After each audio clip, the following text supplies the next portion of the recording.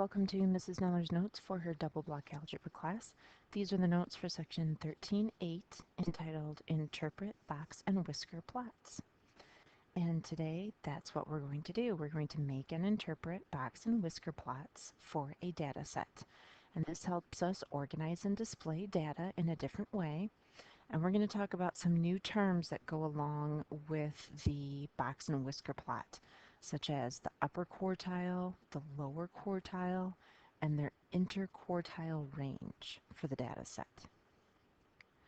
But let's talk about what a box and whisker plot is before we get to all of that terminology. A box and whisker plot organizes data values into an upper half and a lower half, all based on the median, because the median is the middle number. So what we're going to do first is we're going to put the data into numerical order, so from smallest to biggest. Then we're going to find the median, and remember that that's the middle number. And then we're going to plot that point on a number line. So when we start to make our box and whisker plot, it's really just a number line. And we can start it and end it wherever we need based upon the data, and we can make the increments however we feel we need to make them. So sometimes you're counting by ones or fives or tens, 50s, hundreds. Okay, so it depends on the data. And then we're going to label the lower half and the upper half, and that's going to be the lower quartile and the upper quartile. So when we find the median of the lower half, that's going to be called the lower quartile. And in a little bit, we're going to call that Q1, okay, because it's the first quartile. And then we're going to find the median of the upper half. So that's called the upper quartile. And in a little bit, we're going to refer to that as Q3. They don't call it 2 because technically there's a median in the middle of all of the whole data set. So that would be the Q2. That would be the one that's in the middle. So you're going to have the lower one and then the one that's in the middle, this median, and then the upper. So that's why they skip over 2. There's 1 and there's 3. And then we're going to plot those points on the number line as well. So we put the median of the data on the number line. Then we find the median of the lower half and the median of the upper half. So it's all medians. And then we draw a box around all the medians. And then our last step is to make those whiskers. So here's where we make our box. Okay. And then we're going to plot the minimum value and the maximum value. And then we're going to connect them to the box with lines. And so that's what makes our whiskers. So let's take a look at a couple more terminology or terms here, and then we'll get into an actual example once we finish all the terminology. So we have the interquartile range, and this is also called the IQR, the interquartile range. And this is the difference between the upper quartile and the lower quartile. So this IQR is just subtraction. So we're going to take the upper quartile, that Q3, that upper median, and we're going to subtract it from the lower quartile, which is called Q1. And that's the median for the lower half of the data. And once we draw our first box and whisker plot, this will make more sense once you see it on the graph. It sounds complicated now. It's a lot of terminology, but it's not really that complicated. And then we've talked about outliers before as well. I think we talked about them in section 13.5 or 13.6. And remember, this is a value that is widely separated from the rest of the data. So it's either really, really small compared to the rest of the data or really, really big compared to the rest of the data. And usually a value is considered to be an outlier if it is greater than the upper quartile by more than 1.5 times the interquartile range. So that's why we need to find this IQR. So if we take that range and we multiply it by 1.5, and we get a number that's bigger than that, that's going to be an outlier.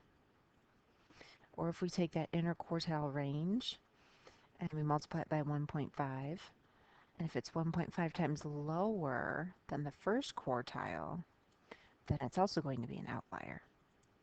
So this is just kind of a generally accepted rule. This is just a guide. But remember that usually an outlier is just any number that's really, really big or really, really small. So it's widely separated. But we have this rule down here because sometimes mathematicians and students want to know how widely is it? So they have this rule that it's 1.5 times the interquartile range. And we'll take a look at that in our first example as well. Okay, so here it is. Here's our first example. Now we're going to make our box and whisker plot, and then we also have some questions down here that we have to answer about it. Okay, so first thing we're going to do is we're going to make a box and whisker plot of the given ages of 8 family members. So here's their ages, and they're all mixed up. So first thing is we're going to put them into order. So we're going to start with 15, that's our smallest one, and then we've got 20. Ugh, I don't know why it does that. Okay, let's try this again. We want a nice line here. 15, 20, and then we have our 25-year-old, and then we have a 30-year-old, and then we have a 40-year-old, and a 55-year-old. And again, as we're crossing off the numbers here, then it's really easy to see which ones are left and which ones go in what order. Okay, so there's our 8 family members. And again, we don't know if these are siblings, parents, grandparents. It could be all mixed up. We don't know. Doesn't matter. But now that we have them in order, we can tell that we have 8 family members. So that means if I'm going to do my next step, which is find the median, I technically am not going to have one because I don't have one single middle number. I have these lower 4 and these upper 4. I don't have one single number that's in the middle. So to find my median, I'm going to have to take the average of 30 and 40. So to find my median, let me list it over here actually. Now remember, you only have to do this when you have an even number of data points. If you had an odd number, then it would be the true number in the middle. So I'm going to take 30 plus 40 and divide them by 2. So that's 70 divided by 2 is 35. So my median is going to be 35. So I'm going to need that number in a moment when I make my number line for my box and whisker plot. Okay. Now the other thing I have to do then is I have to find my, well, this is my lower quartile down here. This is my lower half of the data, and this is my upper. So now I have to find the median for my lower quartile and then my upper quartile. And remember, the median for the lower quartile is going to be called Q1. So again, I've got 4 numbers here in the lower half of my data. So again, I don't have a true median, so I have to take an average of those 2 numbers, the 20 and the 25. So I'm going to add up 20 and 25 and divide them by 2. So that's 45 divided by 2, that's 22.5. So that number I'll put on my number line in a moment. And then for my upper quartile, same concept. I've got 4 numbers. I don't have a true middle number, so I have to take the 55 and the 60, and I have to add them up and divide by 2. And this is going to be my Q3. This is going to be my upper quartile median. So this is going to be, what, 57.5 when we add them up and divide by 2? Oh, 0.5. I put 0.2 because I was saying 2. Okay, so 0.5. There we go. So now that I have this little piece of work done, it's really much faster than what the directions laid out. The directions make it seem super complicated, and it's not. So first step, I put everything in order. Then I find the median. Then I find the lower median, then the upper median. And now I'm going to make my actual box and whisker plot. So I'm going to make a big number line here because I have to go, whoop, I have to go all the way from 15 to 70. So I'm going to count by tens. So let's do 10, 20, 30, 40, 50, 60, 70. So I can even shorten my number line just a little bit here. Make it look a little bit nicer and neater. Okay, so I'm going to label these as well. I've got 10, 20, 30, 40, 50, 60, and 70. Okay, now I'm going to do this in red. I'm going to plot my median for the whole data set. So that's going to be at 35. So right there, there's the median of the whole data set.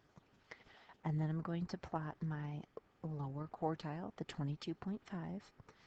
Now 22.5, here's 25. Here's where 25 would be. And it's going to be halfway between 20 and 25. So it's going to be right about there. That's going to be my 22.5. And then I have to plot the 57.5. So that was halfway between 55 and 60. So there about is 55. So maybe right about there is the 57.5. Okay. And then I'm going to make a box around those. So when we make the box around them, it just kind of goes around the whole number line like this. Kind of just draw like a long rectangle. And if you go over the numbers, that's okay. And then sometimes you see it where they put a line through this point, this median, the original median as well, just so you can see the lines. So you have the ends of the rectangle, and then you have this one here, just so you make sure you see those points. Okay, so there's our box. And then the last steps I have to do is to plot my maximum and my minimum, and then draw the little whiskers. So my minimum age was 15, and my maximum age was 70. So there's 70. And then I'm going to make my little whiskers here. So I'm just basically going to connect those points. Okay. So you've got your box, and then you've got your whiskers sticking off to the side. Now the whiskers don't have to be the same length. The box doesn't have to be perfectly centered around the median. And that's all information that we can now visually see. We can see that the median of all of the data is a little bit off center. So it's a little bit skewed is what they call that. Okay, so we'll talk about that in a little bit. But let's take a look at the questions that they asked us. Okay, what percent of the family members are above the median? So I'm going to go to my information here. And the median was 35. So what percent of the family is above that? So I have 1, 2, 3, 4 out of the total 8 that we had. Oh, well, 4 out of 8, that's going to be 50%. So half of the family is above the median. Okay, because we had 4 out of 8.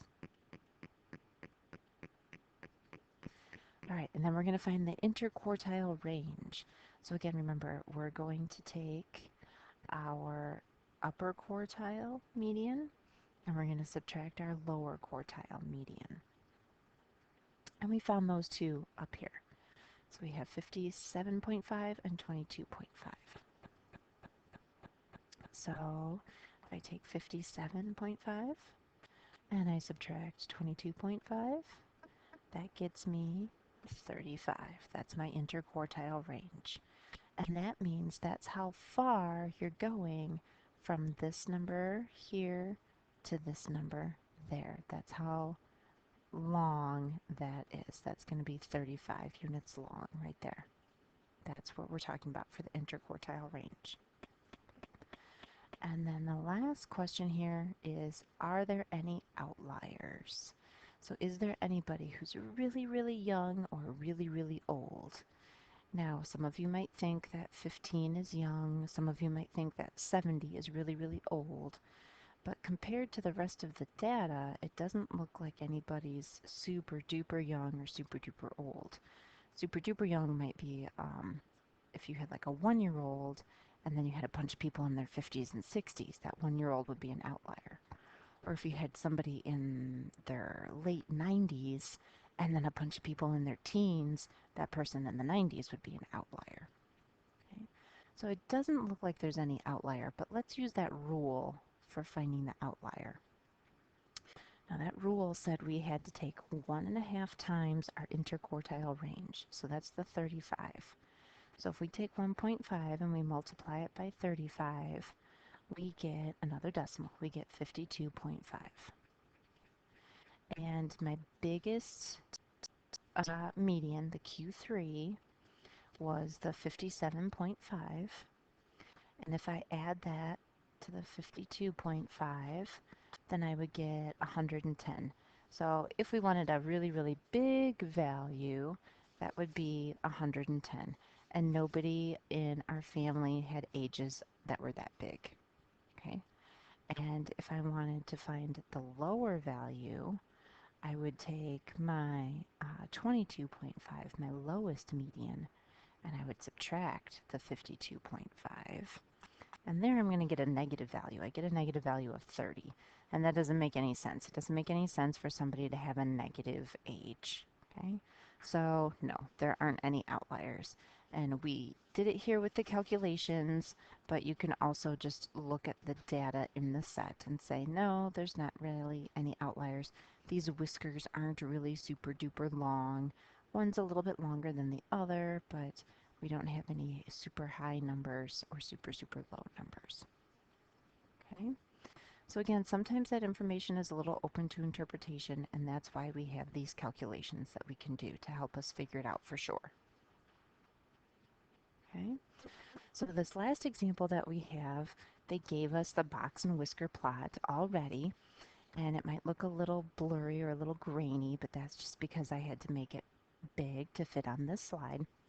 So here the box and whisker plot below shows the number of calories for several brands of dry cereal. And again, we don't know what brands they are, it doesn't matter, okay? But they've already put the information on the table for us, or in the box and whisker plot for us. So we can already visually see the data. So I know that this is going to be my median here.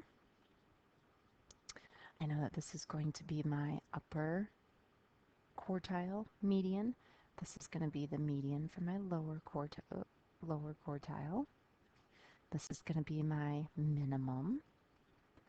And this value here is going to be my maximum. So I get those 5 pieces of information just by looking at the graph. Okay?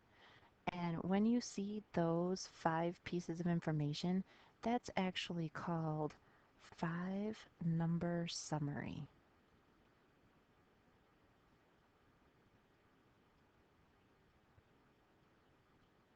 So when they are referring to that in your homework, if it says use the 5-number summary, this is what they're talking about, because you have a number for the minimum, the lower quartile, the median, the upper quartile, and then your maximum.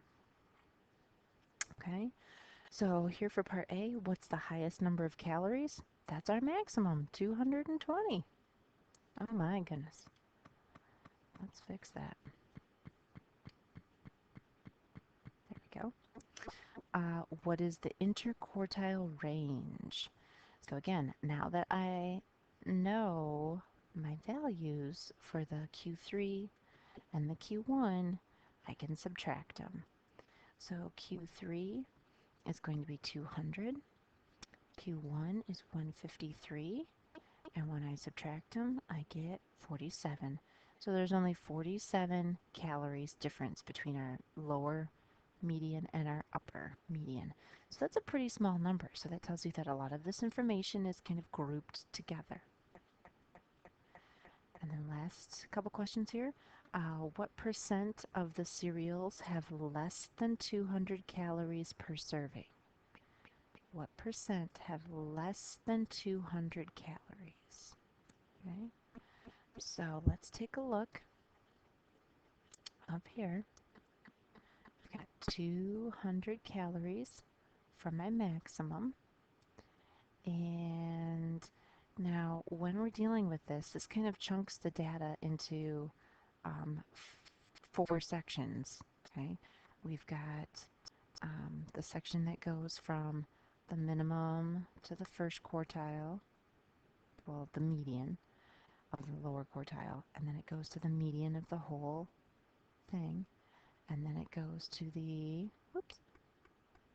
median for the upper, and then it goes to our max. So we've kind of got 4 little chunks of information here. Okay, so we've got the median of one, and we've got the median of the whole, and then we've got the median of the other.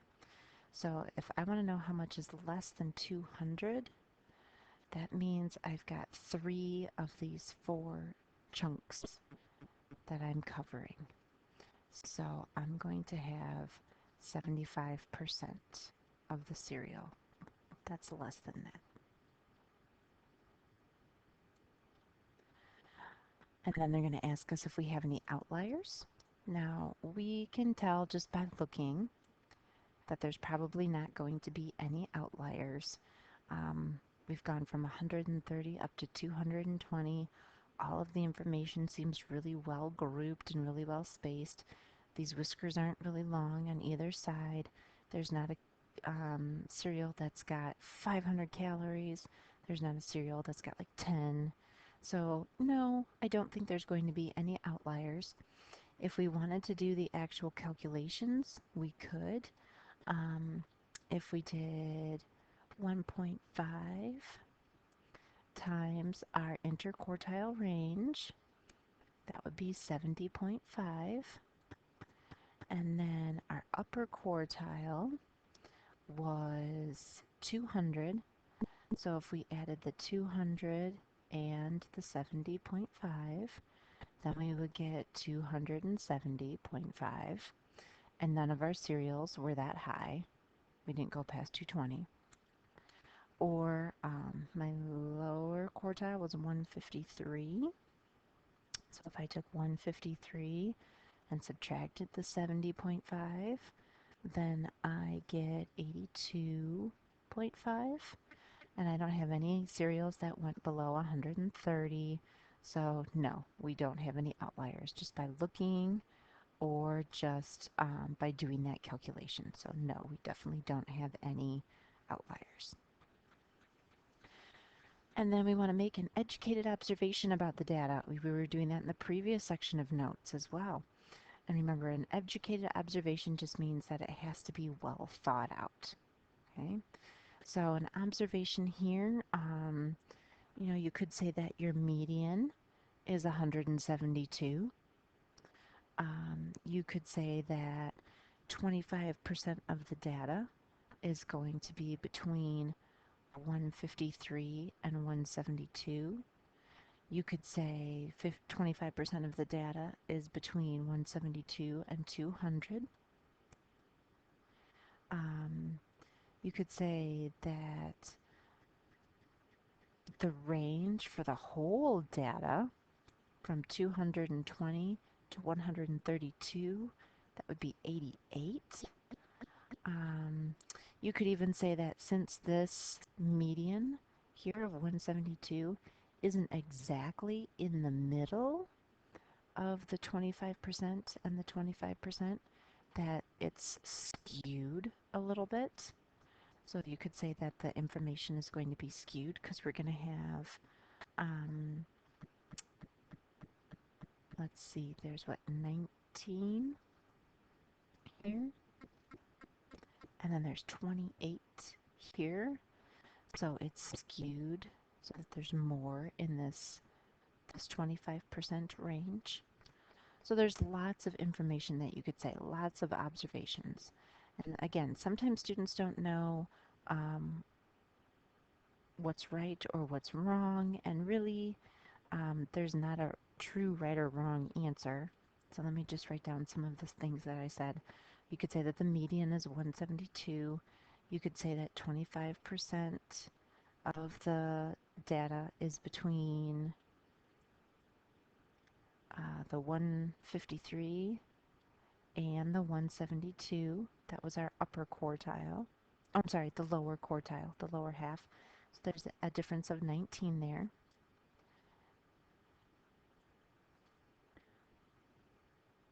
Okay. You could say that the other 25% is between 172 and 200. And there were actually, that's a difference of 28 there. So since it's not even, since the, oh, since the true median of 172 isn't exactly the same distance between these two, since the distance isn't the same, we've got 19 and 28, they'd need to be, like 30 and 30 or 40 and 40 or 25 and 25. Okay? They would need to be the actual same amount. So since they're not the same, then you could say that the data is skewed.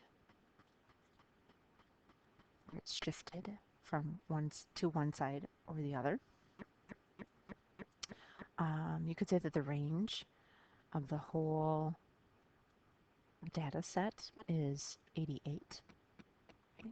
So there's lots of different things that you could say. These are just 4 possibilities or 5 possibilities. Whoops. If you're saying that the information is skewed. Okay. So take a look at your worksheet. This is the last worksheet for this section. Remember, you have your information sheet as well that you can fill out. And don't forget about that 5-number summary. They're going to talk about that on the worksheet. And remember that 5-number summary, that's what we were just talking about in the last example. That's where you have your minimum value, and then your lower quartile, and then your median, and then you have your upper quartile, and then you have your maximum. Remember, that's your 5-number summary. Okay. So again, if you want to do all the work on the worksheet, you can. If you want to do it on a separate sheet of paper, you can, especially if you're drawing the actual box and whisker plots. Draw it on a separate sheet of paper so you have plenty of space for your creation. And if you have any questions, come on in and see me before school.